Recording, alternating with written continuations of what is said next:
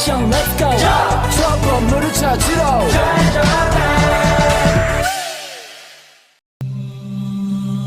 Sunan Ampel merupakan seorang ulama dari bagian Dewan Wali Sembilan atau Wali Songo yang sangat besar jasanya dalam perkembangan agama Islam di Pulau Jawa.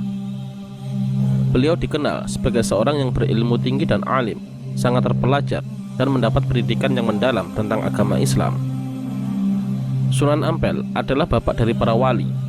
Dari tangannya lahir para pendakwah Islam kelas 1 di bumi tanah Jawa seperti Sunan Giri, Sunan Bonang, Sunan Derajat, Raden Patah, dan lain-lain.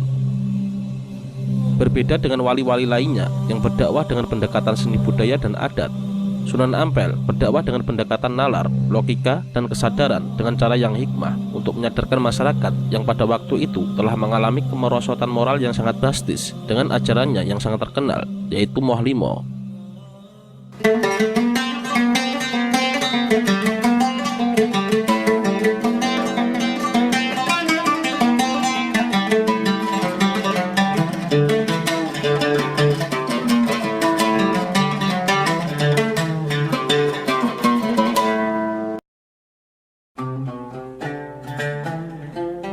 Sunan Ampel lahir pada tahun 1401 Masehi di Champa, yaitu sebuah kerajaan Islam di Kamboja dan saat ini merupakan bagian dari negara Vietnam.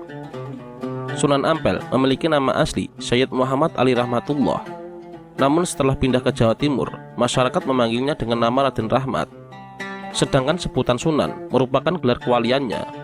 Dan nama Ampel dinisbatkan kepada tempat tinggalnya, yaitu daerah Ampel Denta yang sekarang merupakan wilayah atau bagian dari kota Surabaya. Sunan Ampel atau Raden Rahmat adalah keturunan dari keluarga ulama dan bangsawan. Beliau merupakan putra tertua dari pasangan Syekh Ibrahim Zainuddin As-Samarqandi atau Maulana Malik Ibrahim dengan Diah Chandrawulan. Ayah Sunan Ampel, Syekh Maulana Malik Ibrahim atau yang juga dikenal dengan sebutan Sunan Gresik, adalah putra dari seorang ulama dari Samarkand, Uzbekistan yang bernama Syekh Jamaluddin Kubro. Sedangkan ibunya adalah putri kerajaan Champa yang merupakan adik dari Dewi Dwarawati, istri Raja Majapahit Prabu Brawijaya V. Dengan demikian, Sunan Ampel atau Raden Rahmat merupakan keponakan dari Ratu Majapahit dan tergolong sebagai putra kerajaan atau bangsawan kerajaan. Dan pada waktu itu, beliau juga mendapatkan gelar Rahadian yang artinya tuanku atau disebut dengan kata Raden. Adapun silsilah nasab beliau adalah Sunan Ampel atau Syed Ali Rahmatullah bin Syed Ibrahim Zainuddin As-Samarqandi bin Syed Husain Jamaluddin bin Syed Ahmad Jalaluddin bin Syed Abdullah bin Syed Abdul Malik Atsmatqon bin Syed Alwi Amil Faqih bin Syed Muhammad Syahib Mirbat bin Syed Ali Khaliq Qasam bin Syed Alwi bin Syed Muhammad bin Syed Alwi bin Syed Ubaidillah bin Syed Ahmad Al-Muhajir bin Syed Isa Ar-Rumi bin Syed Muhammad An-Naqib bin Syed Ali Al-Uraidi bin Syed Ja'far Shadiq bin Syed Muhammad Al-Bakir bin Syed Ali Zainal Abidin bin Syed Husain bin Sayyidina Ali dan Sayyidah Fatimah Az-Zahra binti Nabi Muhammad Rasulullah Shallallahu Alaihi Wasallam.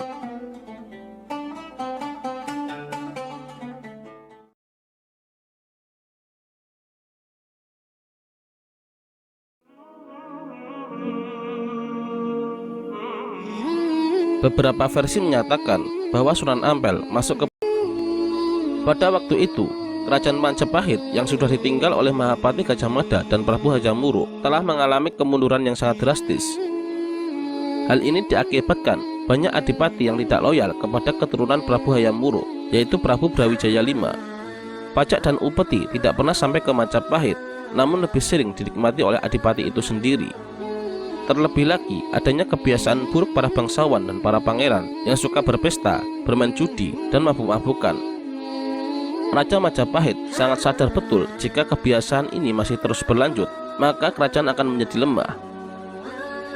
Melihat hal tersebut, Bibi Sunan Ampel yang merupakan istri dari Raja Majapahit merasa khawatir dengan kondisi suaminya. Maka ia memberikan saran kepada suaminya bahwa ia mempunyai seorang keponakan yang ahli mendidik dalam hal untuk mengatasi kemerosotan budi pekerti yang bernama Raden Rahmat. Kedatangan Raden Rahmat atau Sunan Ampel disambut gembira oleh bibinya dan sang Prabu Brawijaya. Prabu Brawijaya memintanya untuk mendidik rakyat jelata dan para bangsawan agar memiliki budi pekerti yang mulia. Dan saat itu pula beliau menyanggupi permintaan dari Raja Majapahit tersebut. Setiap wali memiliki cara yang unik untuk menyebarluaskan ajaran agama Islam di tanah Jawa, termasuk juga Sunan Ampel. Metode dakwah yang dilakukan oleh Sunan Ampel memang berbeda dengan wali yang lainnya.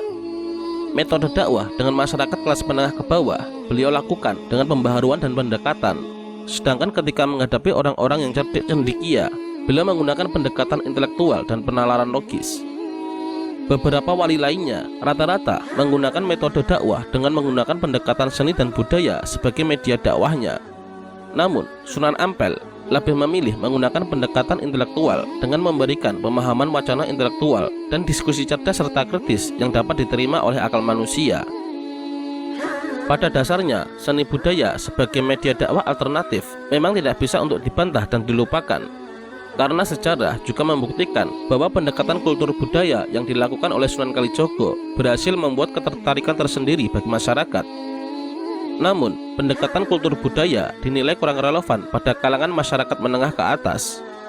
Pendekatan intelektual untuk masyarakat kelas atas dinilai sangat relevan dengan menggunakan jalur yang ditempuh oleh Sunan Ampel dengan tetap independen dan konsisten dengan posisinya sebagai seorang ulama.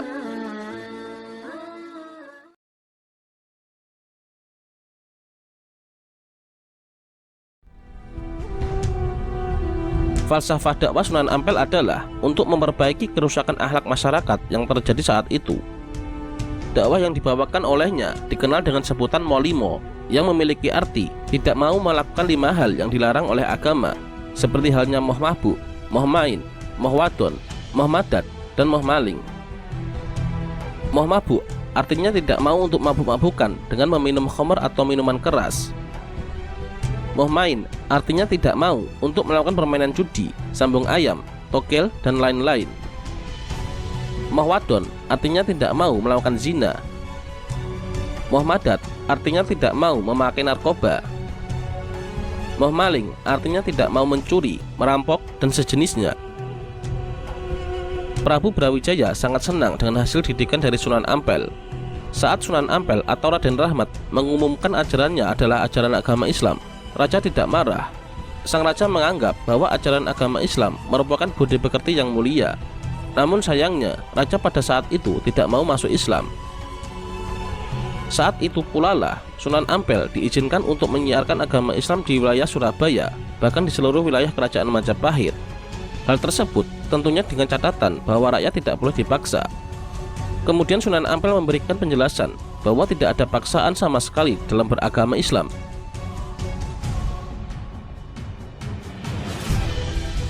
Sunan Ampel atau Raden Rahmat kemudian ditempatkan di Surabaya dan diserahkan kepada Adipati Surabaya bawahan Majapahit yang bernama Arya Lembusuro. Pada hari yang telah ditentukan, kemudian berangkatlah rombongan Raden Rahmat ke sebuah desa Surabaya yang kemudian disebut dengan Ampel Denta.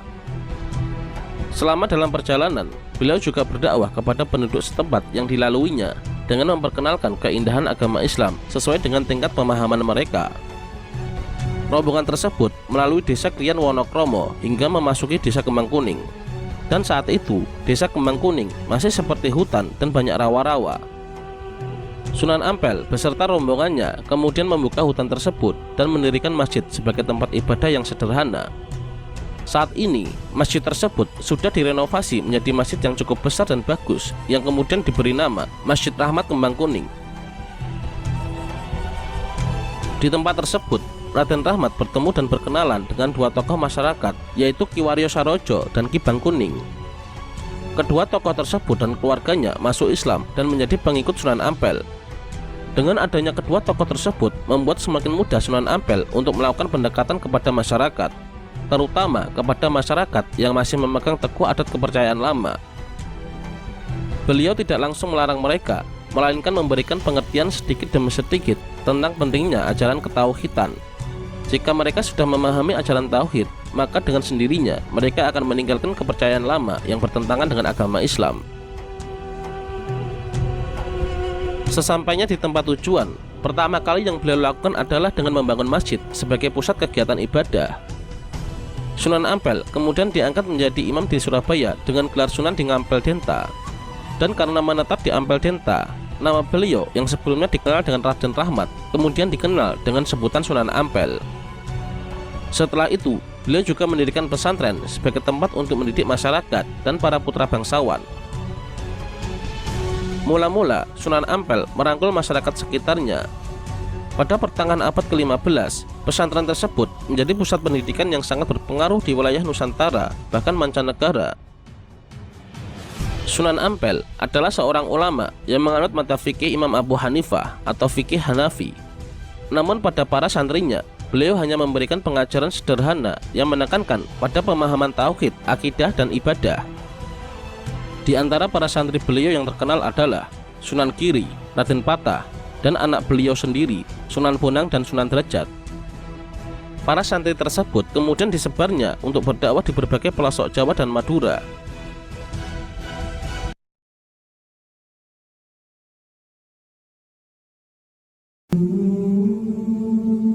Sunan Ampel menikah dengan cucu dari Arya Lembusuro yang bernama Nyai Ageng Manila. Dari pernikahannya ini, beliau mempunyai putra dan putri, Maulana Magdum Ibrahim atau Sunan Bonang, Raden Qasim atau Sunan Derajat, Siti Syariah atau Nyai Ageng Maloka, Siti Mutmainnah, dan Siti Hafsah. Sedangkan pernikahannya yang kedua yaitu dengan Dewi Karomah binti Ki Kembang Kuning. Dari pernikahannya ini, beliau mempunyai putra-putri, Dewi Murtasia yang kemudian menjadi istri Sunan Giri, Dewi Murtasimah yang kemudian menjadi istri Raden Patah, Raden Hasanuddin atau Sunan Lamongan, Raden Zainal Abidin atau Sunan Demak, Pangeran Tumapel, dan Raden Fakih.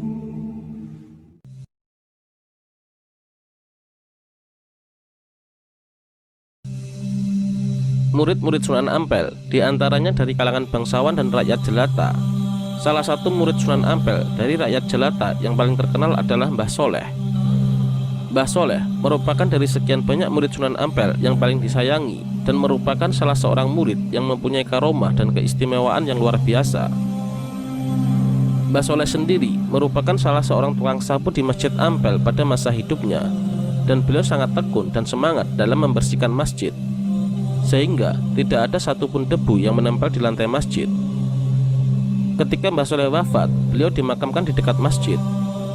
Namun ketika Mbah Soleh wafat, tidak ada satupun santri yang mampu membersihkan masjid dengan sangat bersih seperti halnya Mbah Soleh.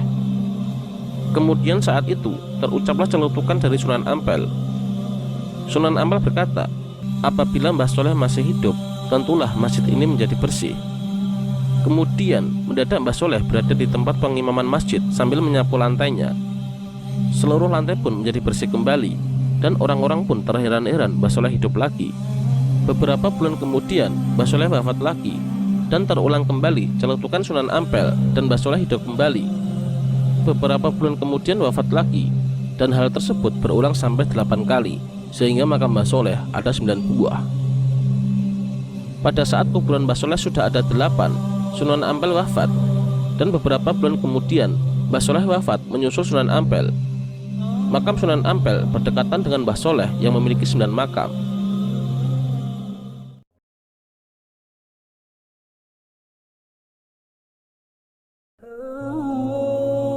Setelah Syekh Jumatil Kubro wafat, Sunan Ampel diangkat menjadi sesepuh Wali Songo atau sebagai mufti atau pimpinan di tanah Jawa dalam bidang agama.